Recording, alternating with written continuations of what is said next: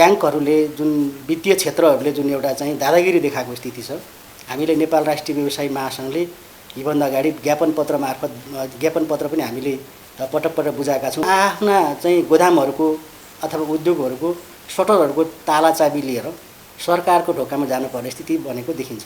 ब्याङ्कले कहिले पनि बिना धितो ऋण लगानी गर्दो रहेछ भन्ने कुरो यसले पनि देखाउँछ।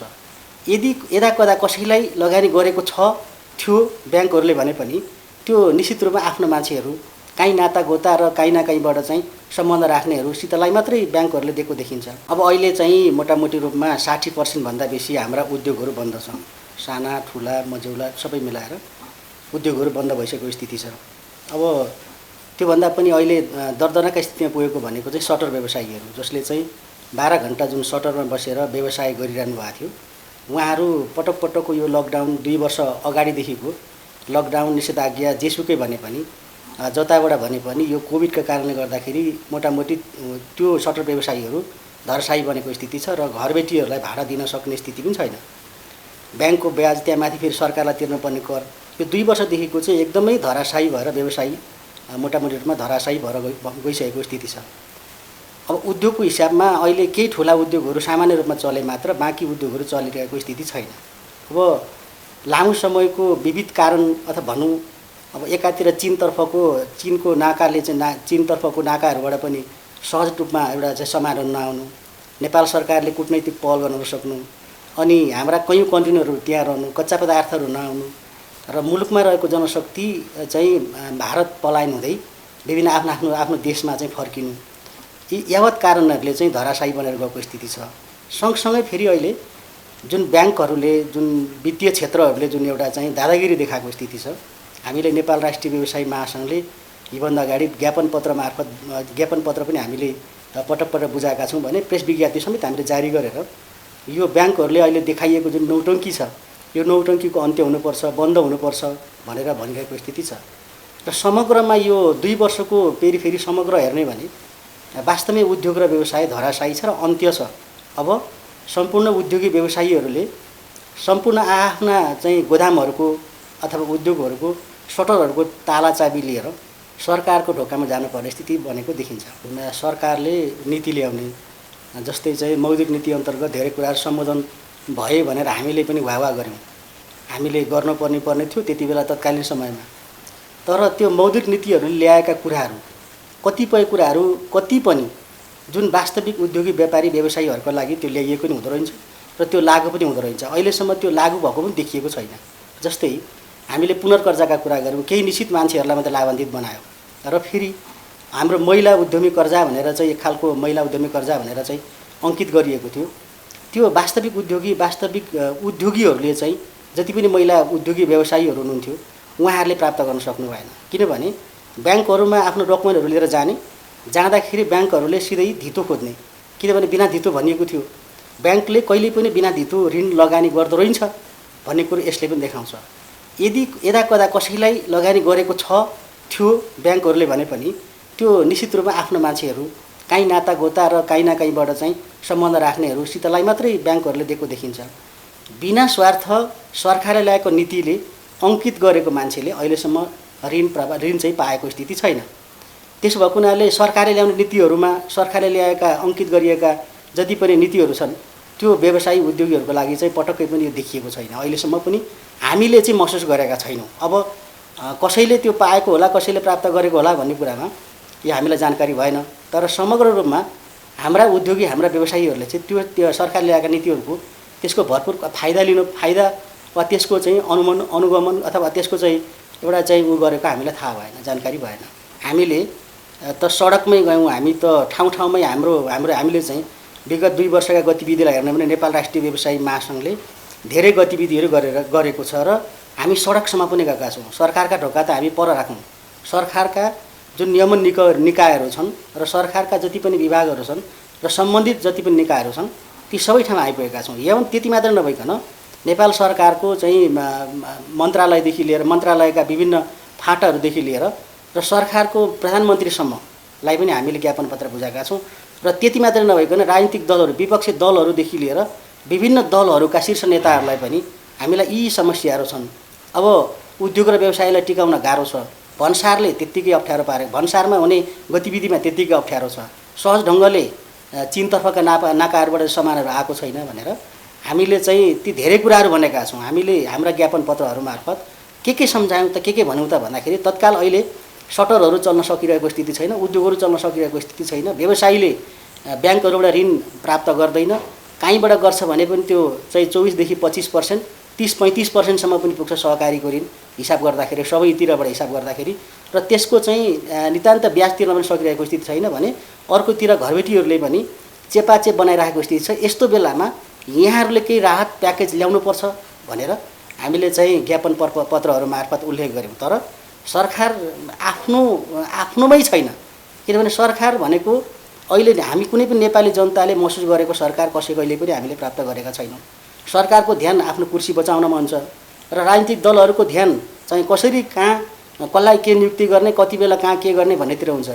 वास्तवमा भन्ने हो भने उद्योगी र व्यवसायी बचाउनुपर्छ भन्ने खालको चाहिँ सरकार गभर्मेन्ट बन्न सकेन र हामी समग्र रूपमा चाहिँ हामी व्यवसायी सबैले चाहिँ बुझाएका ज्ञापन पत्रहरू त्यहाँ पढिँदैन, त्यहाँ सुनिँदैन, त्यहाँ हेरिँदैन, किनभने त्यसको चाहिँ त्यो सरकारमा बस्ने जुन त्यहाँ हुनुहुन्छ उहाँहरूलाई त्यसको चाहिँ हुनै छैन, मतलबै छैन, किनभने उहाँहरू आफ्नै कुर्सी बचाउन, आफ्नै दाजुभाइ दिदीबहिनीहरू बचाउन, कसलाई कहाँ नियुक्ति गर्नमा व्यस्त हुनुहुन्छ। त्यस कारणले एकदमै गाह्रो भएको स्थिति हो। अब कुनै व्यवसायीले उसले चाहिँ त्यो आफूले चाहिँ एप्लाई गर्न खोज्दैछ, उसले चाहिँ त्यो ऋण लिन चाहन्छ भने उसको चाहिँ अब सानो व्यवसाय छ, प्यान दर्ता भएको छ, अथवा चाहिँ ऊ त्यहाँ सबैतिरबाट चाहिँ पुग्छ भने पनि अब त्यहाँ सम्बन्धित सरकारको पार्टीको सदस्य नहुन सकेको हुनसक्छ होइन, सम्बन्धित सरकारमा बस्ने निकायको चाहिँ र त्यहाँ बस्नेहरूको चाहिँ आफन्त नहुन सकेको हुनसक्छ। मैले भन्न मात्रै कहाँनिर खोजेको भने सरकारको तर्फबाट ऋण प्रभाव भएको छ, राष्ट्र ब्याङ्कको तर्फबाट त्यो देखिन्छ, ऋण अत्याधिक गएको छ नि त, त्यो त्यसमा त नकार्न सकिँदैन। तर सम्बन्धित मान्छेले पाएन, जो पीडित हो, जसले व्यवसाय सञ्चालन गरेको थियो, जसले सानो उद्योग सञ्चालन गरेको थियो, त्यसले पाएन भन्ने मात्र हो, ऋणै कसैले पाएन भन्ने होइन। ऋण धेरैले पाएको छ, चलाएको छ। तर यहाँले भने जस्तै उसको के पुगेन त डकुमेन्ट्सहरू, कागजपत्रहरू भन्दाखेरि अहिले पनि यहाँलाई म देखाउन सक्छु 100-200 वटा जहाँ चाहिँ हामी मार्फतबाट आएका छन्, जहाँ चाहिँ व्यवसायी साँच्चै व्यवसायी हुन्। यो चाहिँ मैले पटक उठाउँदै गरेको विषयवस्तु के हो भने सरकारसँग प्रत्यक्ष रूपमा जुन छ व्यवसायीहरू, साना उद्योगी, साना मझौला साना व्यवसायीहरू जुन हुनुहुन्छ, प्रत्यक्ष रूपमा चाहिँ सरकारसँग समन्वय प्रत्यक्ष रूपमा त्यो हुनु छैन। किन छैन भने सरकारको त्यहाँ ध्यान पनि पुग्दैन र त्यो व्यवसायीको त्यहाँसम्म जाने चाहिँ तपाईँको ऊ पनि पुग्दैन मेरो विचारमा। किनभने उसले आफ्नो बिहान सटर खोलेर दिनभरि भाडा तिरोस् कि बालबच्चा पढाओस् कि उसले चाहिँ सामान मालवस्तुको व्यवस्थापन गरोस् कि त्यो सबै चाहिँ पछाडि राखेर जिन्दाबाद र मुर्दाबाद गर्न उसित समय पनि हुँदैन। र उसले थाहा पाएर मैले चाहिँ त्यहाँ एप्लाई गर्नुपर्छ अथवा चाहिँ मैले त्यहाँबाट लिनुपर्छ, त्यहाँ रहेछ अरे भनेर पुग्दै त्यहाँ धेरै कुरा सकिएको हुन्छ, त्यसरी चाहिँ पाएको हुँदैन। वास्तविक तितो सत्य चाहिँ कहाँनिर हो भने व्यवसायीहरू सरकारसम्म चाहिँ सरकारको पहुँचमा व्यवसायीहरू छैनन्। सरकारले पटक के भन्ने गरेको छ भने निजी क्षेत्रसित हामी समन्वय गर्छौँ भनेर चाहिँ सरकारको भनाइ छ। तर निजी क्षेत्र भनेको कति, मैले यो उठाउने कुरा हो, निजी क्षेत्र भनेको कति, सरकारको प्रायोरिटीमा रहने कति निजी क्षेत्र हो। अहिले तपाईँलाई म भनौँ ब्याङ्करहरूको जुन एउटा मात्रै जुन निश्चित छ सङ्गठन छ ब्याङ्करहरूको, जुन चाहिँ तलसम्म उनीहरूको आफ्नो एउटा हुन्छ, कसलाई कति बेला के गर्ने भन्ने कुरो एउटा ब्याङ्कर एसोसिएसन अथवा ब्याङ्करहरूकै उनीहरूकै आफ्नो एउटा मिलिमतो हुन्छ होइन। उद्योगी र व्यवसायीहरूको पनि त्यस्तै एउटा सानो एउटा झुन्ड छ जो चाहिँ सरकारसँग लबिङ गर्छ, सरकारलाई आफ्ना कुरा राख्छ, आफ्नै मात्र कुरा राख्छ र उद्योगी व्यापारी व्यवसायीहरूका हकितका बारेमा बोल्दैन र सरकार उसैलाई मात्र चिन्छ, अरूलाई चिन्दैन। निजी क्षेत्रको नाममा, ब्याङ्करको नाममा अथवा चाहिँ वित्तीय क्षेत्रको नाममा निश्चित मान्छेहरूको चाहिँ हालिमली छ देशमा। अहिले मैले गनेरै भन्न सक्छु 60देखि 65 जना भन्दा माथि अथवा 100 जनाको पेरिफेरीको हातमा अर्थतन्त्र छ, अर्थतन्त्र तिनका हातमा रहेको छ। त्यसकारणले ती मान्छेहरूले जे भने त्यही हुने हो, तिनका लागि कानुन बन्ने हो। कानुन नियम जति पनि अर्थतन्त्रसित सम्बन्धित कुराहरू छन् तिनका लागि मात्रै बन्ने हो र सरकारको पहुँचमा अन्य व्यवसायी र उद्योगीहरू चाहिँ छैनन्। र त्यहाँसम्म मैले यही भएर योभन्दा अगाडि के भनिरहेको थिएँ भने पटक मैले उठाउँदै आएको कुरा हो, सरकार र निजी क्षेत्र बिचमा समन्वय समितिको आवश्यक छ, पुलको आवश्यकता छ। किनभने अहिले पनि तपाईँले हेरिरहेका केही मान्छेहरू मात्रै त्यहाँनिर जताततै देख्नुहुन्छ। वास्तवमा के सरकारले निजी क्षेत्रसित समन्वय गरेको हो त? निजी क्षेत्र त्यति मात्रै हो त? निजी क्षेत्रको दायरा कति हो त? निजी क्षेत्र भनेको के हो, केलाई मानिन्छ भन्ने कुरामा चाहिँ छ। जबसम्म सरकारले छाती खोलेर निजी क्षेत्रका हरेक सङ्गठनहरू, हरेक संस्थाहरू, हरेक क्षेत्रलाई, निजी क्षेत्रभित्र पर्ने हरेकलाई चाहिँ सम्बोधन गर्दैन, तिनका चाहिँ वास्तविक के कुरा उनलाई बुझ्न तल झर्दैन, तबसम्म यो समस्याको समाधान हुँदैन।